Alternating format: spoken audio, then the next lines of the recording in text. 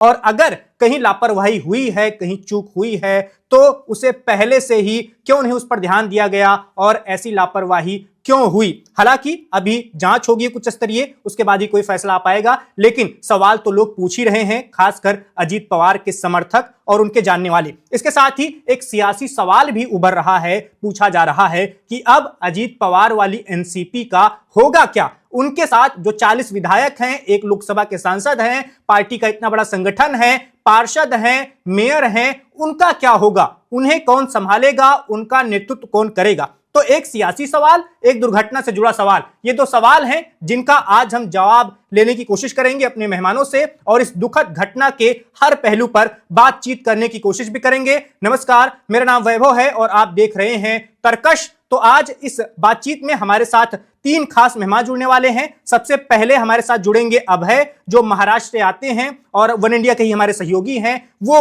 आपको राजनीतिक पहलू के बारे में बताएंगे कि अजीत पवार के जाने के बाद अब एनसीपी का भविष्य क्या होने वाला है और इस घटना से महाराष्ट्र की राजनीति पर क्या प्रभाव पड़ने वाला है। तो ये हो गया राजनीतिक पहलू। इसके साथ ही 2 और मेहमान हमारे साथ जुड़ रहे हैं। हमारे साथ अक्षय चोपड़ा जी जुड़ेंगे, वो एविएशन एक्सपर्ट हैं। वो बताएंगे कि हादसे की वजह क्या क्या हो सकती है, कहां क्या चूक हो सकती है, लापरवाही हो सकती है और क्या इस हादसे को रोका जा सकता था। इसके साथ ही हमारे साथ ग्रुप कैप्टन यूके देवनाथ जी भी जुड़ेंगे, वो रक्षा विशेषज्ञ हैं, वो भी हादसे से जुड़ी अहम जानकारियां आपको बताएंगे। तो सबसे पहले स्क्रीन पर हमारे सामने दिख रहे हैं देवनाथ जी। देवनाथ सर, क्या लगता है आपको, सबसे पहला सवाल जो सबके मन में आ रहा है, एक बड़ा नेता, 6 बार का उप मुख्यमंत्री और इतनी बड़ी पार्टी का मुखिया, उसका हादसे में निधन हो जाता है, क्या इस दुखद घटना को रोका जा सकता था और इस दुखद घटना के पीछे क्या कोई गलतियां हो सकती हैं, लापरवाही? देखिए, अब तक जो छन छन के खबरें आ रही हैं बाहर, और उससे तो यही लग रहा है कि जहाज में किसी तरह की यांत्रिक खराबी होने का कोई सबूत अभी तक सामने नहीं आया। जहाज के फ्लाइट डेटा रिकॉर्डर को जब एनालाइज करेंगे, जहाज के कॉकपिट वॉइस रिकॉर्डर को जब एनालाइज करेंगे, तो और ज़्यादा डिटेल्ड में कारण का पता लग सकता है। अभी तक यही लग रहा है कि सुबह 8:30 बजे के आसपास वहाँ जो विजिबिलिटी थी, दृश्यता थी, वो थोड़ा सा कम था। हम इसे कह सकते हैं कि विजिबिलिटी मार्जिनल थी। यहीं पर जो सवाल उभर रहा है, सुबह से ही लोग बात कर रहे हैं, तड़के सुबह का ही हादसा है, 8 बजे के बाद का, और उसके बाद लगातार बातें हो रही हैं कि क्या कुछ गलतियां हो सकती है, नहीं हो सकती। लेकिन जो सवाल पूछा जा रहा है, जो लोग जिस ओर इशारा करने की कोशिश कर रहे हैं, जैसा कि आपने बताया कि वहां पर विजिबिलिटी कम थी और भी मौसम की खराबी हो सकती है और भी चीजें होंगी, लेकिन क्या मुंबई से बारामती के बीच की दूरी 200 किलोमीटर से ज्यादा की है? अगर ऐसी कोई दिक्कत थी तो क्या अजीत पवार और उनके जो साथ वाले लोग हैं, क्या उन्होंने उनको सुझाव नहीं दिया होगा कि आप अभी हवाई यात्रा मत कीजिए, सड़क के मार्ग का इस्तेमाल कीजिए? जी हाँ, जाहिर बात है। होता ये है कि क्योंकि इस फ्लाइट में वीआईपी ऑन बोर्ड थे, तो पायलट टेक ऑफ करने से पहले उसको लैंडलाइन पर या मोबाइल पर या air traffic control to air traffic control जो लाइन होती है, उस पर डेस्टिनेशन यानी जहां लैंड करना है उसके बारे में पता लग जाता है कि वहां कैसा है। और अगर ऐसा होता है कि अगर मौसम मार्जिनल है, यानी शायद पूरी तरह से विजिबिलिटी सही नहीं है, तो फिर यह तय किया जाता है कि उस फ्लाइट को उस वक्त नहीं किया जाएगा। बिल्कुल, कई बार हम देखते भी हैं, कोई बड़ा नेता हो गया, अगर उसे कहीं जाना है, पहुंचना है, और वो हवाई यात्रा से पहुंचने की कोशिश कर रहा है और आखिरी समय में विमान लैंड नहीं होता या बीच में ही उसे लगता है कि यात्रा अभी सुरक्षित नहीं है, तो लोग वापस जाते हैं उसी स्थान पर और वहां से वो सड़क मार्ग चुनते हैं और सड़क के जरिए वो उस पूरी यात्रा को तय करते हैं। अभय जी भी हमारे साथ जुड़ गए हैं। अभय भाई, पहली बात तो महाराष्ट्र से आते हैं। महाराष्ट्र की राजनीति के लिए आज एक बहुत बड़ा दिन है, एक काला दिन है, क्योंकि अजीत पवार जो पिछले कई दशकों से महाराष्ट्र की राजनीति के जो घेरा है, वहां का मुख्य घेरा है, उसमें तो शामिल रहे ही थे।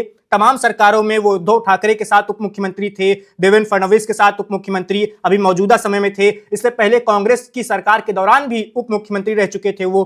तो उनका जाना कितनी बड़ी क्षति आप मान रहे हैं?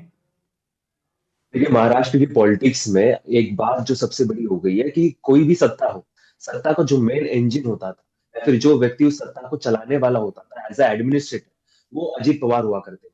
आज उनके जाने से कहीं ना कहीं सबसे इंटरेस्टिंगली जो ब्यूरोक्रेसी है, ब्यूरोक्रेसी के कई सारे जो ऑफिसर्स हैं, उनको भी ये लग रहा है कि महाराष्ट्र की इंजन का एक बहुत अहम पार्ट आज कहीं ना कहीं मिस हो चुका है। देखिए, इससे पहले कांग्रेस और एनसीपी की एक साथ जो सरकारें थी, उसके बाद उद्धव ठाकरे जी के साथ सरकार हो या फिर उसके बाद फडणवीस जी के साथ हो, एक तरीके से अजित पवार वो एक बैकडोर नेता थे जिन्होंने पूरी तरीके से वो सिस्टम चलाना, उन्होंने कोविड के समय पे भी दिखाया था कि किस तरीके से सिस्टम सोते नहीं रहना चाहिए। जब सामान्य व्यक्ति कोई ऑक्सीजन के लिए तड़प रहा हो, सामान्य व्यक्ति एम्बुलेंस के लिए तड़प रहा हो, तो वो व्यक्ति जब जो एक तरीके से कटाक्ष उद्धव की तरफ फेंका जाता था कि वो मातोश्री से गवर्नमेंट चला रहे, तो वो ये अजित पवार थे जो पुणे में थे, वो बीड़ में थे, वो हर उस जगह पे थे जहां पर कुछ भी समस्या कोविड के रिलेटेड आती थी। तो महाराष्ट्र की राजनीति के लिए और खास करके वेस्टर्न महाराष्ट्र की राजनीति के लिए और उस प्रॉपर कोऑपरेशन और सहकार क्षेत्र के लिए बहुत बड़ी क्षति है। अब है एक सवाल जो जिसका जवाब देवनाथ सर से भी लेने की कोशिश की थी मैंने। देवनाथ सर आपके पास भी आएंगे। ममता बनर्जी और अखिलेश यादव दो बड़े नेता हैं, एक उत्तर प्रदेश के पूर्व मुख्यमंत्री हैं, लोकसभा के लिहाज से एक बड़ी समाजवादी पार्टी जो है 37 सांसद जिसके पास है उसके वो सर्वे सर्वा है। दूसरी ओर ममता बनर्जी जो पश्चिम बंगाल की मुख्यमंत्री हैं, टीएमसी के प्रमुख हैं, जो चुनाव में जाने वाली है कुछ ही महीने बाद। उन दोनों का बयान बेहद ही महत्वपूर्ण है इस घटना को लेकर। ममता बनर्जी ने कहा है कि उन्हें भरोसा नहीं है, जो भी जांच करेंगी एजेंसियां इस हादसे की, उन पर सुप्रीम कोर्ट की निगरानी में एक जांच होनी चाहिए और यह हादसा के अलावा भी कुछ और भी हो सकता है। उनका कहना है कि अजीत पवार विचार कर रहे थे फिर से वापस अपने चाचा के पास जाने के लिए और हो सकता था कि आने वाले दिनों में वो बीजेपी के साथ गठबंधन तोड़ भी सकते थे और ऐसे वक्त में ऐसा हादसा हो गया और ये ममता बनर्जी को हजम नहीं हो रहा। और ममता के साथ ही अखिलेश यादव का भी कहना है कितने बड़े नेता की मौत सामान्य घटना नहीं हो सकती है और इसके पीछे कुछ न कुछ और भी पहलू हो सकते हैं। तो इन पहलुओं पर आपका क्या कहना है? क्या महाराष्ट्र में भी ऐसी कोई बातचीत हो रही है? कोई नेता ऐसा कुछ कह रहा है? देखिए, सुबह ये हादसा होने के बाद ऑपोजिशन के लीडर्स ने धीरे धीरे या फिर दबी आवाज में इन सारी चर्चाओं को शुरुआत की थी, लेकिन अभी जस्ट मुझे लगता है आधे घंटे पहले ही जो अजित पवार के चाचा है शरद पवार, और जिन्होंने एक तरीके से अभी के एनसीपी के अगर प्रमुख अजित पवार क्यों ना थे, लेकिन उसके फाउंडर जो थे वो शरद पवार थे। तो शरद पवार ने क्लियर कर दिया है, उन्होंने कहा है कि अजित का जाना ये महाराष्ट्र के लिए एक ऐसी क्षति है जो कभी भी भर के नहीं आएगी, लेकिन ये एक हादसा है, इसके पीछे किसी भी तरीके का राजनीतिक षड्यंत्र नहीं है। ये बात हमें समझनी चाहिए। तो कहीं ना कहीं शरद पवार ने जो ममता बनर्जी ने कहा, उसके बाद अखिलेश यादव ने एक मर्मर किया, उसके बाद ये जो सारी चर्चाएं थी, और संजय राउत ने भी सुबह यही कहा था कि देखिए कि इसमें इन्वेस्टिगेशन बहुत होना चाहिए। कांग्रेस के जितने भी महाराष्ट्र के लीडर्स थे उन सबका एक लाइन में, एक सुर में उनका यही कहना है कि इसके पीछे कुछ और भी तो वजह नहीं है, इसकी पूरी तरीके से जांच होनी चाहिए। तो कहीं ना कहीं शरद पवार ने क्लियर कर दिया है कि फैमिली, जो पवार फैमिली है, जो पवार क्लैन है, वो इसे हादसा मान रहा है।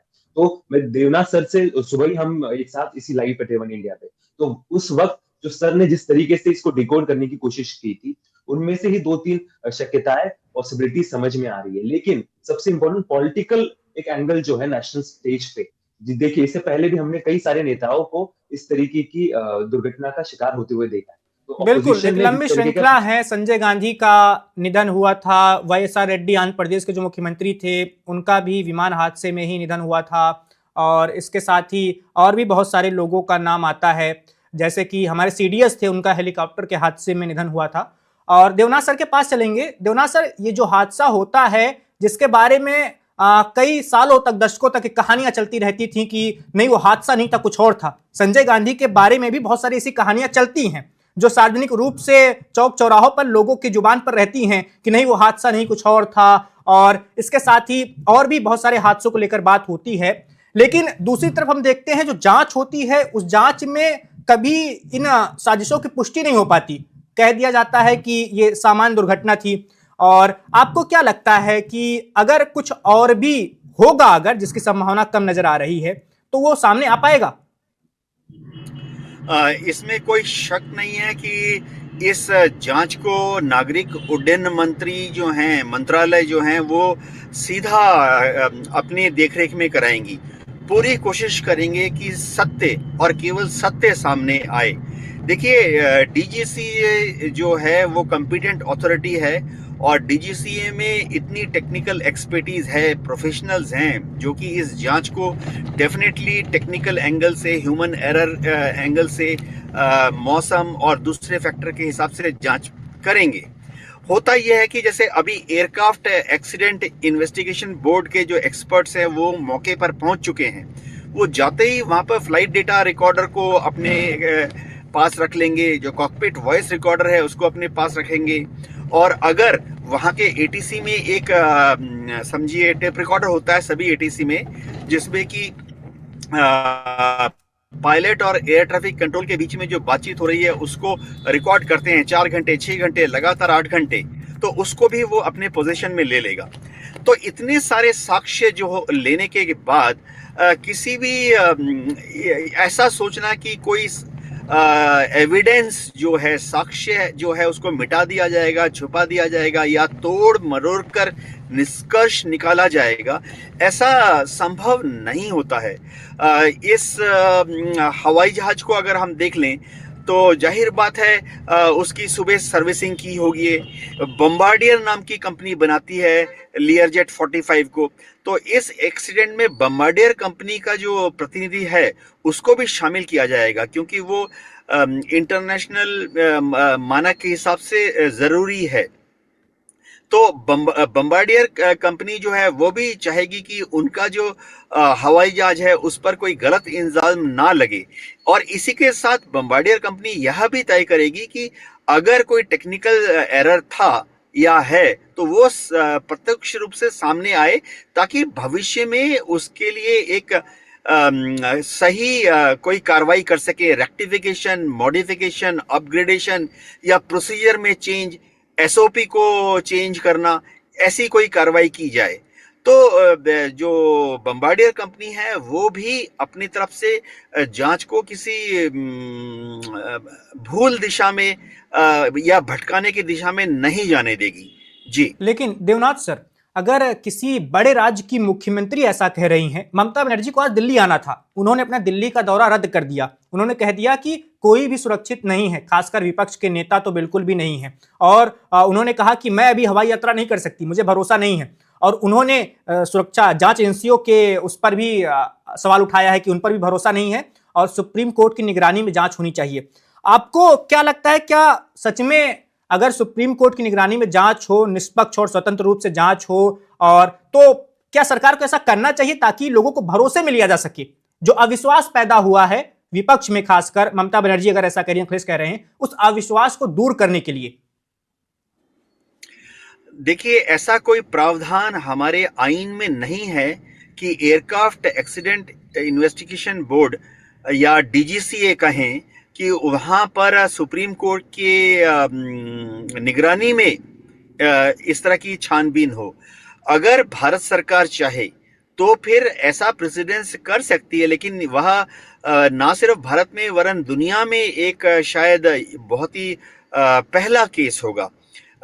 मैं सबको यकीन दिलाना चाहता हूं कि पॉलिटिकल एंगल पर या जो एक अविश्वास का माहौल कई बार पैदा कर दिया जाता है, उस पर ज़्यादा तूल देने की ज़रूरत नहीं है, क्योंकि इस तरह के जब एक्सीडेंट होते हैं तो जो अलग अलग स्टेक होल्डर्स हैं वो सब उससे जुड़े रहते हैं। देखिए, ये जो लियरजेट 45 है, ये तो दुनिया भर में सारे धनाढ्य लोग उड़ाते हैं। दुनिया भर के कैपिटलिस्ट, दुनिया भर के टॉप पॉलिटिकल लीडर्स, एग्जीक्यूटिव्स, बड़े बड़े इंडस्ट्रीज के मालिक, सीईओ सब इस जहाज में चढ़ते यात्रा करते हैं। तो उनकी भी नजर रहेगी कि क्या हुआ, क्या कोई टेक्निकल प्रॉब्लम थी। तो जांच की दिशा को भ्रमित नहीं किया जा सकता, क्योंकि जब एफडीआर मिल जाएगा, कॉकपिट वॉइस रिकॉर्डर मिल जाएगा, एटीसी से पायलट की क्या बातचीत हुई उसके रिकॉर्ड मिल जाएंगे।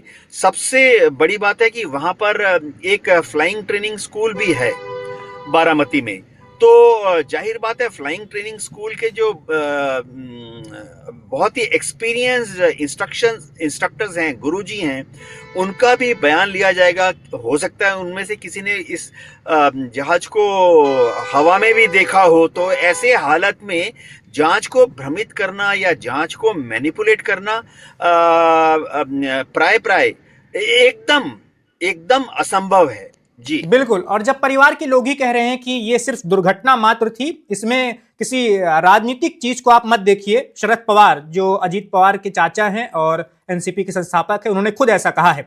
हालांकि जब बड़े नेता सवाल पूछते हैं, ऐसा दावा करते हैं, तो हमारा एक मीडिया का धर्म यही होता है कि उन सवालों को दर्शकों के सामने रख दे कि देखो एक पहलू की ओर इशारा ये लोग भी कर रहे हैं। अब चलते हैं अभय के पास। अभय, अब एनसीपी का क्या होगा? जो दो धड़े आपस में मिलने वाले थे, जिनकी चर्चाएं नगर निगम चुनाव के दौरान भी खूब ज्यादा हुई, अब उनका एक हो जाना ही उनकी तय है, या कह लें उनकी नीति वही है? देखिए, एनसीपी के लिए अब एक तरीके से आज के दिन जो पॉलिटिकल बातें है वो इतनी सहज नहीं लगती, लेकिन जब हम पॉलिटिकल फ्यूचर की बात करें, क्योंकि कहीं ना कहीं जो पार्टी सत्ता में है उसका स्टेबल रहना, सत्ता का स्टेबल रहना, इसके लिए काफी ये चीजें जरूरी हो जाती है। इसका बैकड्रॉप समझना पड़ेगा। हमें जो बैकड्रॉप यही है कि पुणे में दोनों पार्टी एक बार एक साथ तो आई।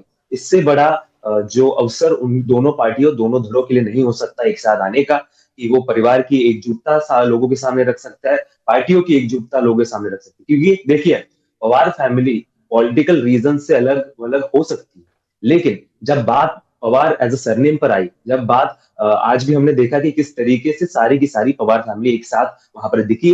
दोनों धड़ों के जो नेता है, दोनों गुटों के नेता है, वो भी वहां पर एक साथ दिखे। बिल्कुल। और वो सभी योगेंद्र पवार जो 2024 के आखिरी में अजीत पवार के खिलाफ विधानसभा का चुनाव लड़ा था, वो बिल्कुल रोते हुए दिख रहे थे।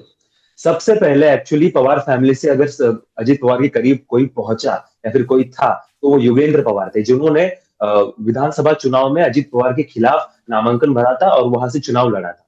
तो यहाँ पर वही बात है कि बारामती पवार फैमिली, पवार फैक्शंस ने वहां पर जंग लड़ी। लेकिन आज की जो घड़ी है, आज का जो ये अवसर है, यहाँ पर एक तरीके से पूरे फैमिली के लिए सबसे बड़ी ये चुनौती है, और इस चुनौती के बाद पार्टी यहां से उभर ही सकती है। देखिए, एनसीपी के पास चेहरे बहुत है, नेता बहुत है, हर रीजन के अलग अलग नेता है। सबसे important, Ajit Pawar as a leader उन्होंने नेता बनाए भी है।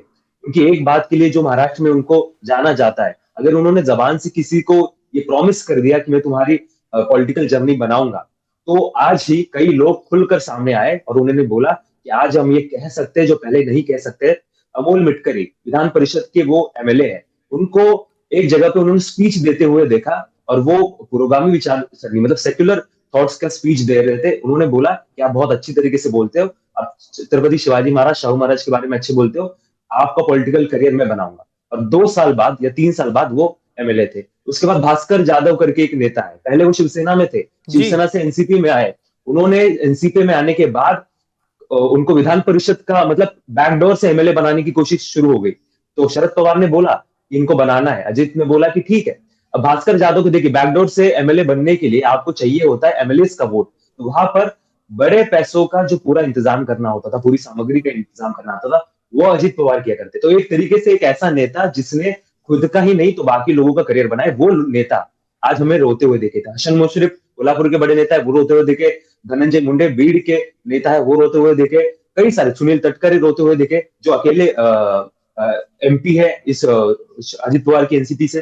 तो एनसीपी स्टेबल हैंड्स में रहेगी जब तक ये पार्टी इस परिवार के हाथ में और वो परिवार एक साथ रहता है। लेकिन आज जो सबसे बड़ा सवाल उस परिवार के लिए भी है कि वो एक तरीके से जो उनका मेन सीईओ था पार्टी का, वो सीईओ कहीं ना कहीं वो खो चुके हैं। और एक सवाल मेरा एक्चुअली देवनाथ सर से भी है। सर, हमें अक्षय जिस चोपड़ा तरीके जी से भी ज्वाइन कर चुके हैं हमें, अब है आप उनसे भी पूछ सकते हैं। बिल्कुल बिल्कुल, चोपड़ा सर से मैं पूछूंगा। सुबह भी दोनों ने बहुत अच्छी तरीके से पूरे व्यूवर्स को हमें बताया था, तो कि ये सेकंड लैंडिंग जो सुबह हमें गारंटी नहीं थी उस बात की, वो कंफर्म हो चुकी है कि एक तरीके से ये सेकंड ट्राई था लैंडिंग का। उसके बाद ये बात हुई। पहले मैं देवनाथ जी से पूछना चाहूंगा सर से कि ये सेकंड लैंडिंग की प्रक्रिया क्या होती है? पहले बार वो अंडरशूट कर गए थे या फिर एक बार उनको सेकंड ट्राई करना पड़ा? आज के इस लैंडिंग के बारे में ऐसा लग रहा है कि जब सुबह दृश्यता विजिबिलिटी थोड़ी मार्जिनल थी, यानी 4 किलोमीटर या 5 किलोमीटर नहीं थी, वरन कम थी, चाहे 3 किलोमीटर हो या चाहे 2 किलोमीटर। तो पहली बार में जब जहाज लैंडिंग के लिए आया तो विजिबिलिटी शायद कुछ समय के लिए बहुत कम हो गई होगी, महज 3 किलोमीटर से भी कम, 2 किलोमीटर या शायद 1 किलोमीटर हो गई होगी। ऐसा अक्सर इस मौसम में होता रहता है जब लो लेवल पर नीचे की तरफ घाटियों में ठंड की वजह से जमीन के पास कोहरा, फॉग, मिस्ट या धुंध छा जाती है। एक सेकंड में लगता है कि अब वो मिस्ट चला गया है, दृश्यता 3 किलोमीटर तक इंप्रूव हो गई है, और अभी 20 सेकंड के बाद ही लगता है कि और भी ज्यादा धुंध हवा के साथ बहते बहते आ गई है और दृश्यता कम होकर मात्र 2 किलोमीटर या और भी कम हो गई है। तो पायलट जो जब पहली बार आ रहा था लैंडिंग के लिए, तो जब वो दूर था, जैसे जैसे वो लैंडिंग के लिए आ रहा है, 5 किलोमीटर, 4 किलोमीटर आ गया, 3 किलोमीटर आ गया, तो उसको लगा कि वो लैंड कर सकता है, पहली बार जो वो लैंड कर रहा था। लेकिन जब वो 2 किलोमीटर, 1 किलोमीटर की दूरी पे आया तो अचानक उसके सामने जो फॉग था, मिस्ट था, धुंध जिसे कहते हैं हम, वो आ गई। तो उन्होंने गो राउंड प्रोसीजर किया। गो राउंड का मतलब है कि पायलट को सामने रनवे नजर नहीं आ रहा है कुछ क्षणों के लिए, तो वो पूरा थ्रॉटल खोल देता है, 100% आरपीएम लगा देता है। 2 इंजन हैं और लगाकर जहाज की जो सामने वाला भाग है, जिसे पायलट लोग नोज कहते हैं, सामने वाले भाग को थोड़ा ऊंचा उठा देता है, +8 डिग्री, +10 डिग्री, और क्लाइंब करता है, यानी ऊपर की तरफ जाने शुरू कर देता है। उसके बाद पायलट क्या करता है, फिर से एक सर्किट बना के आता है। सर्किट बना के जब आता है तो वो द्वितीय अटेम्प्ट कर रहे थे, तो उम्मीद ये कर रहे होंगे कि जब तक वो सर्किट बनाकर आते हैं सेकेंड अटेम्प्ट लैंडिंग के लिए, जिसमें कि करीबन 4 मिनट का समय लग जाता है, तब तक जो धुंध है वो फिर हवा के साथ ड्रिफ्ट, हवा के साथ बहते बहते धुंध साफ हो गई होगी और दृश्यता जो है 3 किलोमीटर तक इंप्रूव हो जाएगी। लेकिन ऐसा लगता है कि वो लैंडिंग के लिए जब आ रहे थे 5 किलोमीटर रनवे से, 4 किलोमीटर रनवे से, 3 किलोमीटर रनवे से, लगता है कि दृश्यता अचानक क्योंकि देखिए ये बादल के जो गोले हैं, पफ हैं बादल के, ये आते रहते हैं और फिर चले जाते हैं। तो अचानक वो जरूर किसी ऐसे धुंध के पैच में घुस गए होंगे जब वो रनवे से महज 2 किलोमीटर दूर थे, 1 किलोमीटर दूर थे, और जमीन से उनकी उच्चता, हाइट जो है वो हो सकता है महज 100 फीट रही हो। ऐसे में उनको लगा हो कि और 1-2 सेकंड में ये धुंध क्लियर हो जाएगी। ऐसा कई बार होता है। ये साइकोलॉजिकल फैक्टर है कि पायलट लैंडिंग करने के लिए आ रहा है, एक बादल में या कोहरे में गया, लेकिन उसको लगता है कि बस ये बादल या धुंध जो है अगले 2 सेकंड में, 1 सेकंड में छट जाएगी और उसको रनवे दिखाई देगा। तो हो सकता है कि अगले चौथे सेकंड, 5वें सेकंड, 6 सेकंड तक उनको रनवे नहीं नजर आया और वो थोड़ा सा नीचे की तरफ आ गए। देखिए, ग्लाइड स्लोप होता है, एक एंगल जिस पर जहाज लैंडिंग करने के लिए आता है, उसको हम ग्लाइड स्लोप कहते हैं। तो हो सकता है कि वो ग्लाइड स्लोप के थोड़े नीचे आ गए और जहां टच डाउन पॉइंट था उससे पहले ही जमीन पर गिरकर क्रैश हो गए। जी, अक्षय सर के पास चलेंगे। अक्षय जी, आपको क्या लगता है, यही सवाल जो अभी अभय ने पूछा था देवनाथ सर से, दोबारा प्रयास किया था, ये खबरें आ रही हैं लैंडिंग का? वैभव जी एंड अभय जी, देखिए, सबसे पहले तो जब उसने फर्स्ट अप्रोच पायलट ने उन्होंने बनाई तो उसके बाद एटीसी को बहुत क्लियर कॉल गया था और उन्होंने बोला था कि रनवे नॉट विजिबल, तभी उन्होंने गो राउंड करा था। अब जैसे देवनाथ सर भी बता रहे थे, तो जैसे अगर ये रनवे है आपका और मैं एयरक्राफ्ट लेके आ रहा हूँ और यहाँ मुझे देखा कि मेरी विजिबिलिटी नहीं है, क्योंकि ये जो पर्टिकुलर एयरफील्ड है इसके ऊपर हमारा कोई इंस्ट्रूमेंट नहीं है, ये टोटल विजुअल लैंडिंग है।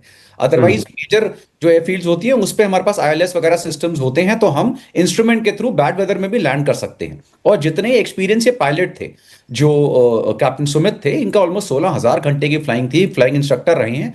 तो इनको ऐसे रनवेज में और लो विजिबिलिटी में काफी लो लेवल तक फ्लाई करने का एक्सपीरियंस है, क्वालिफाइड है ये। तो जब आप जाते हो और आपको दिखा रनवे नहीं दिख रहा, एटीसी को बोलेंगे और आप गो अराउंड करेंगे, ये कोई बड़ी चीज नहीं है। आप उसके बाद एक सर्किट करते हैं और आप दोबारा अप्रोच बनाते हैं। जब दोबारा अप्रोच बनी, तो जो अभी तक पॉइंट्स निकल कर आए हैं कि उन्होंने एटीसी को कॉल दिया और एटीसी ने दोबारा पूछा कि इज रनवे नाउ विजिबल, उन्होंने फिर कॉल दिया हाँ अब रनवे विजिबल है। ये एक बहुत बड़ी इंपॉर्टेंट पॉइंट है। लेकिन उसके बाद अगर हम विजुअल्स देखें तो जो जो एयरक्राफ्ट है वो रनवे के जस्ट शुरू में हल्का सा लेफ्ट साइड पर उनका जो क्रैश हुआ है। अब क्या ये पॉसिबल है कि विजिबिलिटी के केस में भी ऐसा क्रैश हो सकता है? बिल्कुल हो सकता है, क्योंकि जब इस तरह की फॉग होती है मॉर्निंग में, जैसे हम रेडिएशन फॉग भी कहते हैं, ये रात को फॉर्म होती है। आपने देखा होगा दिल्ली पंजाब में जब आप रात को या सुबह ट्रैवल कर रहे होते हैं, सुबह सुबह एक अलग सा कोहरा होता है, वो रेडिएशन फॉग कहलाता है। तो उस केस में कई बार क्या होता है, जब एयरक्राफ्ट लैंड कर रहा होता है तो डेप्थ परसेप्शन जो होती है वो हमारी गलत हो सकती है। बिल्कुल पास में जो विंड शेयर है उसकी वजह से एयरक्राफ्ट जो है वो इधर उधर हो सकता है। उसके अलावा और भी बहुत सारे फैक्टर्स आते हैं जिसकी वजह से उस पॉइंट पर डिसीजन लेना बहुत मुश्किल हो जाता है। तो ये तो अब एफडीआर और सॉरी जो आपका ब्लैक बॉक्स है उसके बाद ही पता लगेगा मिल्किंग के कि एग्जैक्ट रीजन क्या था, क्योंकि पूरी कन्वर्सेशन और सारे इंस्ट्रूमेंट्स की जो रीडिंग्स हैं वो उसमें आ जाएंगी। ये जांच कब तक पूरी हो पाएगी, कब तक सामने आ पाएंगे उसके नतीजे? देखिए, कोई भी जो जांच होती है उसमें महीनों का समय लगता है, डिपेंडिंग ऑन वो कितना सीरियस क्रैश था। देखिए, आपने जो एयर इंडिया का क्रैश हुआ था उसकी रिपोर्ट्स अभी तक क्लियर नहीं आई हैं, क्योंकि जो एआईबी होता है वो DGC minister of civil aviation के अंडर है। उसके अलावा डीजीसीए है, उसके साथ जो हमारी एटीसी की बॉडीज होती हैं। इस केस में बिकॉज ये वीआईपी केस है, एक्सीडेंट हुआ है, तो यहाँ पर जो वीएसआर वेंचर है जो कंपनी है, उनसे ऑलरेडी उनकी जो एयरक्राफ्ट की पूरी लॉग बुक्स और डिटेल्स, पायलट की हिस्ट्री, वो सब निकाली जा रही है। उसके साथ साथ जो एयरक्राफ्ट है, बम्बार्डियर है, उसके जो इंजन है हनीवेल के, ये सारे असेस करे जाएंगे। और जो पूरी टीम बैठती है वो समय लेती है, कोई भी लूज स्टेटमेंट्स वो इस तरह से पास नहीं करते जब तक पूरी इन्वेस्टिगेशन कंप्लीट नहीं होती। और उसकी जो फाइंडिंग्स है वो भी हमेशा डीजीसीए की ऑफिशियल वेबसाइट्स पे आपको मिल जाएंगी। मतलब वो सार्वजनिक हो जाती हैं जांच होने के बाद, हर कोई देख सकता है उसे? जी, एयरफोर्स की नहीं होती है, एयरफोर्स में चीजें सीक्रेटिव रखी जाती है, लेकिन सिविल एविएशन के most of the incident accident की जो रिपोर्ट है वो सार्वजनिक हो जाती है। ये जरूरी भी होता है ताकि बाकी जो पायलट्स हैं वो भी इससे सीखें।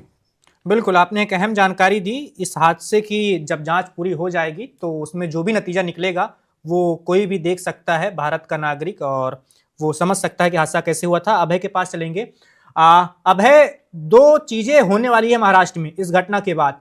एक तो अब बारामती में विधानसभा का उपचुनाव होगा, बाय इलेक्शन होगा, और दूसरा उप मुख्यमंत्री वाली कुर्सी किसे मिलेगी? एनसीपी वाले कोटे से, जिससे अजित पवार थी। उसमें कुछ लोग कह रहे हैं कि हो सकता है कि प्रफुल्ल पटेल को अब महाराष्ट्र की राजनीति में ले आया जाए, उनको दिल्ली से कहा जाए कि आप मुंबई आइए।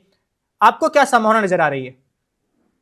देखिए, कहीं ना कहीं अगर पॉलिटिकल एंगल इसमें ढूंढा जाए तो ये बात बिल्कुल सही है कि जो राजनीति यहाँ पर इसके आगे बात नहीं होगी। बारामती की सबसे पहले हम बात करें तो बारामती में क्लियर चॉइस जो वो अजित पवार के बड़े बेटे, देखिए पार्थ पवार जो एक बार लोकसभा के चुनाव लड़ भी चुके हैं।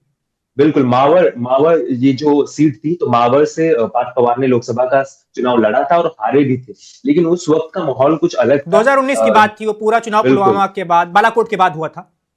बिल्कुल, और मावर एक ऐसा रीजन भी था जहां पर एक जमाने में शरद पवार का पूरा डोमिनेंस वहां पर हुआ करता था, लेकिन वहां पर वो चुनाव हार गए।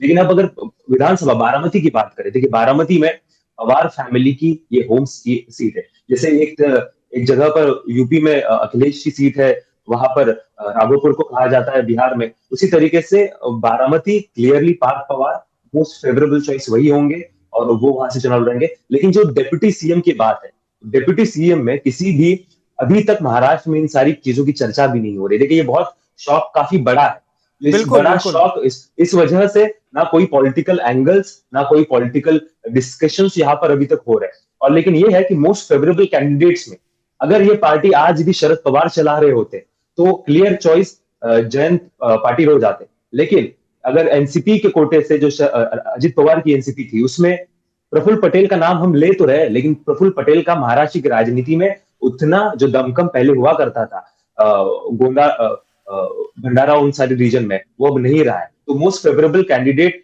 देखिए मोस्ट लाइकली कोई अब तो है ऐसा क्या, होगा जो फैमिली क्या के ऐसा क्लोज भी होगा। कुछ हो सकता है कि सुनेत्रा पवार जो अजित पवार की पत्नी है और बारामती में सुप्रिया सुले के खिलाफ लड़ी हुई थी, क्या वो आगे चल के अब एनसीपी को लीड करें? क्या ऐसा भी कुछ हो सकता है? कि परिवार ये साथ में बैठेगा और इसके बाद ये डिसाइड होगा कि जो फॉर्मूला अभी चॉक आउट हो रहा था कि नेशनल की राजनीति, जो देश की राजनीति है उसे सुप्रिया करेंगी, स्टेट की राजनीति अजीत पवार करने वाले थे। लेकिन आज की घड़ी में देखिए सिंपल पॉइंट है कि जो मॉन्यूमेंटल हेड जो बोला जाता है एक तरीके से, उस तरीके से अजीत पवार की पत्नी सुनेत्रा पवार उनको मॉन्यूमेंटल हेड भी बनाया जा सकता है। लेकिन एक्चुअल जो वर्किंग पावर होगी वो उनके बेटे पार्थ के पास हो सकती है, सुनील तटकरे के पास हो सकती है, प्रफुल्ल पटेल हो सकते हैं। एक जमाने में अहमद पटेल जो भूमिका कांग्रेस में अदा करते थे वो अब कहीं ना कहीं प्रफुल्ल पटेल एनसीपी में अदा करते, क्योंकि दोनों भी जो गुट है। देखिए ये बात बिल्कुल सही है कि अगर पार्टियां एक साथ आई तो एज अ बिग लीडर करके शरद पवार की गुट के पास अच्छे चेहरे हैं जो राज्य का नेतृत्व या फिर देश की राजनीति में अपनी छवि रख सकते हैं। लेकिन चुनकर आने वाले नेताओं की संख्या अजित पवार के गुट में ज्यादा है। तो आज अगर ये पार्टियां दोनों मिलती है, एक साथ उनका मर्जर होता है, तो उसके बाद मॉन्यूमेंटल हेड की स्वरूप में सुनेत्र पवार को रखा जा सकता है।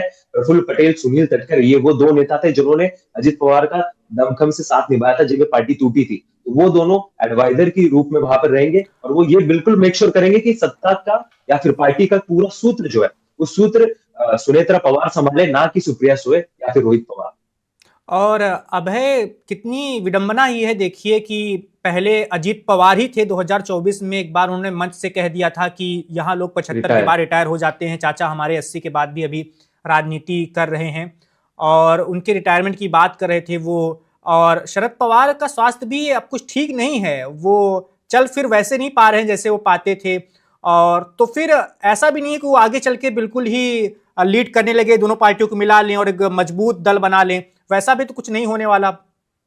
बिल्कुल नहीं, क्योंकि देखिए पिछले 6 महीनों में शरद पवार काफी जुझारू नेता है। उन्होंने इससे पहले दिखा दिया है कि कई बार उनको रिटायर किया गया था, पत्रकारों ने किया था, कई नेताओं ने किया था, लेकिन वो फिर उठकर खड़े हुए थे। लेकिन इस बार पिछले 6 महीनों में जिस तरीके से उनका स्वास्थ्य गिरा है, जिस तरीके से उनके स्वास्थ्य में काफी गड़बड़ियां देखने को मिली है, तो ये जो फाइनल पिछले 2 महीनों में चल रहा था कि दोनों एनसीपी साथ में आ जाए, तो शरद पवार कहीं ना कहीं ये प्रयास कर रहे थे कि मेरे बाद जो मेरे दो पॉलिटिकल लिनेज चलाने वाले लोग मुझे दिख रहे हैं, एक तो सुप्रिया सुले और दूसरे रोहित पवार, उनकी कहीं ना कहीं मैं व्यवस्थाएं पहले ही कर दूं, क्योंकि मेरे बाद उनको ना मतलब वो हाशिए पे ना चले जाए। तो ये यही बात है कि आज के बाद फिर से ये नहीं हो सकता कि एनसीपी फिर से शरद पवार चलाने लगे। तो यही होगा मोस्ट लाइकली कि शरद पवार कुछ महीनों के लिए अभी जो एक पार्टी, दोनों पार्टी को एक साथ लाके, दोनों परिवारों को जो बटा हुआ परिवार है उसको एक साथ लाकर उसकी व्यवस्था बिठाए। लेकिन वो पार्टी या फिर राजनीति से उनका रिटायरमेंट लेना लगभग तय है। लेकिन ये बात जरूर है कि शरद पवार है। बिल्कुल, हमें लगता है कि वैसी कोई जीवटता वाला इंसान, वैसी जीवटता वाला नेता भारतीय राजनीति में बहुत कम ही हुआ है। अपने दर्शकों को बता दें, 2004 में शरद पवार को मुंह का कैंसर हो गया था। डॉक्टरों ने कहा था कि शायद आप 6 महीने से ज्यादा जीवित ही ना रहें, लेकिन वो न सिर्फ जीवित रहे बल्कि अभी भी राजनीति के बाजीगर बने हुए हैं। उन्होंने कैंसर को मात दी और तमाम चीजें, उसके बाद वो कृषि मंत्री लंबे वर्षों तक रहे यूपीए की सरकार में, देश के बीसीसीआई को संभाला, आईसीसी को संभाला। और पवार परिवार की हम बात करते हैं। अब है एक छोटा सा सवाल और है, थोड़ा बहुत हमें दर्शकों को अजीत पवार की राजनीति के बारे में भी आप बता दीजिए। उनकी राजनीतिक शैली कैसी थी, कामकाज का तरीका कैसा था, क्योंकि लोग उनके मेहनत को बहुत ज्यादा चर्चा कर रहे हैं कि वो 24 घंटे एक्टिव रहने वाले नेता थे और सुबह से शाम तक लोगों से मिलना जुलना और भी तमाम चीजें। और इसके साथ ही बारामती और उसके आसपास के क्षेत्रों में अजीत पवार ने अपनी कैसे पैठ बिठाई थी, क्योंकि उन्होंने अपने चाचा की छाया से निकलकर अपना एक जनाधार बनाया था और जो उनको विधानसभा चुनाव में फायदा मिला उसका, उनके बड़ी संख्या में विधायक चुनकर आए, जबकि उनके चाचा के सिर्फ 10 ही विधायक चुने गए थे। बिल्कुल बिल्कुल, देखिए आज ये जो खबर सामने आई उसके बाद से ही बारामती में जो भीड़ देखने को मिल रही है, बारामती में जो भीड़ है वो सिर्फ बारामती की नहीं है, सिर्फ पुणे डिस्ट्रिक्ट की नहीं है, कंप्लीट महाराष्ट्र से अजित पवार ने अपने जोड़े हुए जो कार्यकर्ता है वो वहां पर आ रहे हैं। तो एक तरीके से देखिए उनके पास लिनेज था, उनके पास वो सरनेम था, लेकिन 1990 में शुरू की वो अपनी जो राजनीति दी थी, और शरद पवार ने उनको लॉन्च किया। सबसे पहले पुणे जिला मध्यवर्ती बैंक का चेयरमैन बना था, तो बैंक का चेयरमैन बने। उसके बाद उन्होंने एज ए एमपी शुरुआत की। तो सबसे पहले वो एमपी बनते बारामती से, बारामती से ही। लेकिन बिल्कुल बारामती से एमपी बनते। उसके बाद उनको रिजाइन करना पड़ा क्योंकि शरद पवार को वहां पर जाना था, मतलब एमपी लोकसभा बनना में था। जाना था, बाद में रक्षा मंत्री भी बने वो। बिल्कुल बिल्कुल, और इसी वजह से फिर वो विधानसभा का चुनाव लड़े। उसके बाद से पहली बार वो एमएलए भी बने थे, और उसी वक्त उनको मंत्री का पोर्टफोलियो भी मिला था, और उसी बात से वो मंत्री बने रहे। 2009 से उन्होंने मुख्यमंत्री पद उन्होंने लिया, और धीरे धीरे करके वो 4 बार उप अब है, मुख्यमंत्री बने। बिल्कुल। और एक अधूरी ख्वाहिश थी अजीत पवार की, बिल्कुल उसके बारे में भी हम बात कर लेते हैं। वो ख्वाहिश थी कि वो मुख्यमंत्री बनना चाहते थे। सबको पता है जब एकनाथ शिंदे को सीएम बनाया गया था और बीजेपी की ओर से, तो अजीत पवार ने कहा मैं इतनी बार का विधायक हूं, मुझसे एक बार पूछ लिया जाता। तो उनके अंदर ये उनकी इच्छा हमेशा के लिए रही ही गई। इतने विधानसभा में महाराष्ट्र की बहुत कम ही नेता होंगे जो इतनी बार चुने गए हों। बिल्कुल, देखिए उन्होंने इतने बार विधायक वो चुनकर आए। वो ऐसे नेता नहीं थे जो खुद को संत बताते थे। वो ऐसे नेता नहीं थे कि जो बोलते थे कि नहीं नहीं मैं तो लोक सेवा के लिए यहाँ पर आए। वो बोलते थे एज अ पार्टी प्रेसिडेंट से ज्यादा मुझे एडमिनिस्ट्रेटर की भूमिका बहुत पसंद आती है, इस वजह से मुझे इस राज्य का चीफ मिनिस्टर बनना है, क्योंकि मेरा खुद का एक अलग विजन है। तो इतनी बार उप मुख्यमंत्री पद उन्हें मिला। उसके बाद उन्होंने लास्ट, मुझे लगता है एक न्यूज चैनल के साथ ही उन्होंने इंटरव्यू दिया था, उसमें उन्होंने कहा था कि उनको पूछा गया कि आपको मुख्यमंत्री बनना है कि नहीं बनना है और जवाब दीजिएगा। तो उन्होंने यही कहा कि देखिए जवाब बिल्कुल दूंगा मैं, इतने बार उप मुख्यमंत्री पद मुझे मिला है, इसके बाद बिल्कुल मैं चाहता हूं कि मुझे मुख्यमंत्री पद मिले। और जो बात जब या फिर जो वाकया आप बता रहे, तब उन्होंने यही कहा था कि एकनाथ शिंदे से शिंदे तो जी के सीनियर ही पास थे। बिल्कुल सीनियर थे। और कहीं ना कहीं ये भी देखिए कि बीजेपी के लिए अजित पवार एक एसेट थे, जो किसी भी तरीके की जो भी भ्रांतियां अभी फैलाई जा रही हो ऑनलाइन सोशल मीडिया पर या फिर कहीं पर भी, ये समझिए कि बीजेपी के लिए अजित पवार अभी के वक्त काफी बड़े एसेट थे। क्योंकि एकनाथ शिंदे जब वो रूठ कर सातारा चले जा रहे हैं, तब अजित पवार के बलबूते पर उनकी सत्ता मुंबई में, महाराष्ट्र में बनी हुई है। अभी उनको जरूरत नहीं है एकनाथ शिंदे की, जब तक अजित पवार या फिर उनका गुट उनके साथ था। अब और वो वीडियो भी तो वायरल हो रहा है जब अजीत पवार कह रहे थे कि ये शपथ लेंगे नहीं, मुझे नहीं पता, मैं जरूर लेने वाला हूं। अब है एक छोटी सी कहानी आप और बता दीजिए, क्या अजीत पवार अपने जीवन में कभी भी मुख्यमंत्री नहीं बन पाए? इसमें शरद पवार की भी भूमिका है या नहीं? क्योंकि 6 बार वो डिप्टी सीएम बन चुके थे। क्योंकि एक बार जब कांग्रेस और एनसीपी का गठबंधन था तो एनसीपी के ज्यादा विधायक चुने गए थे, आपको याद होगा। कांग्रेस के कम विधायक थे, फिर भी शरद पवार ने कहा कि सीएम का पद कांग्रेस को दे दो। और ये मलाल हमेशा अजीत पवार को रहा कि चाचा की वजह से मैं सीएम नहीं बन पाया। लेकिन उन्होंने ये बोल के भी दिखाया था कि हमारे चाचा को सभी लोग चाणक्य कहते हैं, लेकिन वो काफी दानशूर कर्म भी है, ऐसा भी उन्होंने कहा था। तो ये कहना उनका इसी वजह से था कि जब एनसीपी के ज्यादा एमएलए चुनकर आए थे, उस चुनाव के बाद कुछ हाल ऐसा ही था कि कांग्रेस दबाव तो बना रही थी, लेकिन कांग्रेस झुक जाती अगर उनको बताया जाता कि देखिए हमारा चीफ मिनिस्टर बनेगा ही। उनको केंद्र में जरूरत थी यूपीए सरकार चलाने के लिए। बिल्कुल इसी वजह से। लेकिन शायद ये भी बात थी कि केंद्र में शरद पवार खुद के लिए कुछ डिफरेंट या कुछ अलग समीकरण बिठा रहे थे, इस वजह से उन्होंने राज्य की सत्ता को दान में दे दिया। ये कहना गलत नहीं होगा। उस वक्त वो दौर ऐसा था कि देखिए उस वक्त कंटेंडर थे, जयंत पाटिल भी कंटेंडर थे, आरआर पाटिल भी कंटेंडर थे, अजित पवार भी कंटेंडर थे चीफ मिनिस्टर पद के लिए। लेकिन उस वक्त एक तरीके से ये इन दोनों का, या फिर आरआर पाटिल ऐसे व्यक्ति थे जो शरद पवार जो कहेंगे वही करेंगे, लेकिन जयंत पाटिल और अजित पवार का ये कहना था कि नहीं, चीफ मिनिस्टर पद हमें लेना चाहिए हमारी पार्टी को, ये पार्टी के भविष्य के लिए बहुत अच्छी बात है। लेकिन वो हुआ नहीं, शरद पवार ने वो होने नहीं दिया। ये बात बिल्कुल हम कह सकते हैं कि कहीं ना कहीं अजित पवार एक बार तो चीफ मिनिस्टर बन पाते, लेकिन वो अपने चाचा की वजह से नहीं हुआ। और महाराष्ट्र को एक ऐसा चीफ मिनिस्टर मिलता जो एक तरीके से 24/7 काम करने वाला नेता हो, कोविड के टाइम से या फिर कहीं भी, मतलब कई सारे हादसे थे ऐसे महाराष्ट्र में के जिसमें अजित पवार की अलग छवि देखने को मिली थी। बिल्कुल, समय की कमी है। अपने सभी मेहमानों का शुक्रिया कहना चाहूंगा इस बातचीत में शामिल होने के लिए। और अजीत पवार का निधन हो गया। वो 66 वर्ष के थे और 6 बार वो महाराष्ट्र के उप मुख्यमंत्री रहे। मौजूदा समय में भी वो डिप्टी सीएम ही थे और बारामती के गढ़ से पवार परिवार के कई बार के विधायक चुने गए, लोकसभा के सांसद भी रहे। और जैसा कि हमने बातचीत में बताया कि उनकी एक अधूरी इच्छा थी जो कभी पूरी नहीं हो पाई कि एक दिन वो महाराष्ट्र राज्य का मुख्यमंत्री बने, और इसके लिए अपने चाचा शरद पवार को ही दोष देते आए थे अंत तक। तो फिलहाल अजीत पवार का निधन हुआ, निधन पर बहुत सारे नेताओं ने शोक व्यक्त किया है और कल उनका अंतिम संस्कार होगा। इस घटना से जुड़ी और भी खबरें जानने के लिए आप वन इंडिया देखते रहिए। फिलहाल के लिए इतना ही। Subscribe to One India and never miss an update. Download the One India app now.